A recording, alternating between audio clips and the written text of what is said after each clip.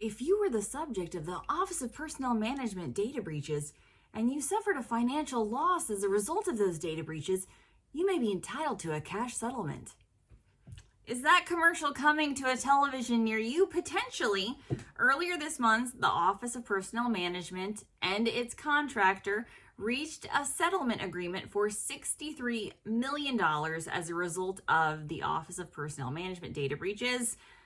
If you're like me, you received your notification in the mail that your data was compromised, your SF-86, in that hack. Significant, more than 20 million people affected in that. So a lot of security clearance holders are asking, hey, show me the money. Where is my class action settlement? Like all legal settlements, however, you've got to read the fine print. Very few people are going to end up with any cash as a result of this. You really have to show 3 specific things: that you have incurred some kind of financial or monetary loss, that your data has actually been compromised and is a direct result of that Office of Personnel Management breach, and again, that you have paid money for some kind of credit monitoring or for something.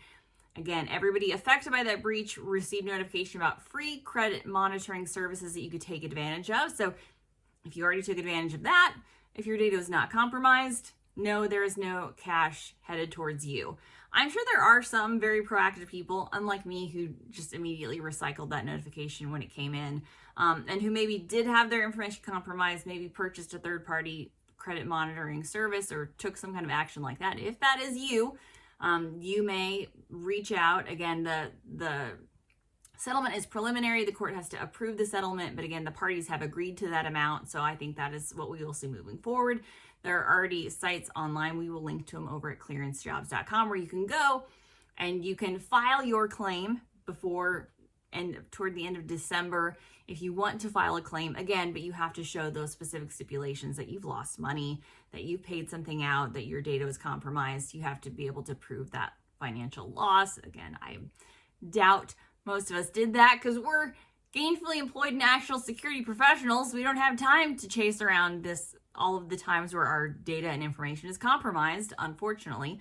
But again, if that is you, there are steps outlining there, and you can get up to $700 or up to $10,000 if you can prove that that amount that you paid that amount.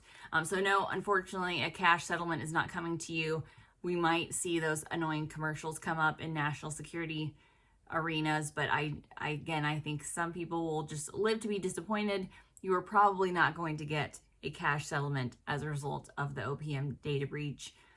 Your data ship has sailed, and unless you can show that something has happened and you have had some kind of a financial or loss of time directly attributable to that data breach and not one of the myriad other data breaches that our information has been a part of over the past several years, that is the specific population that applies to this class action lawsuit and this settlement. So OPM data breach settlement has been reached. If you have direct financial loss related to the settlement, you may be entitled to financial compensation.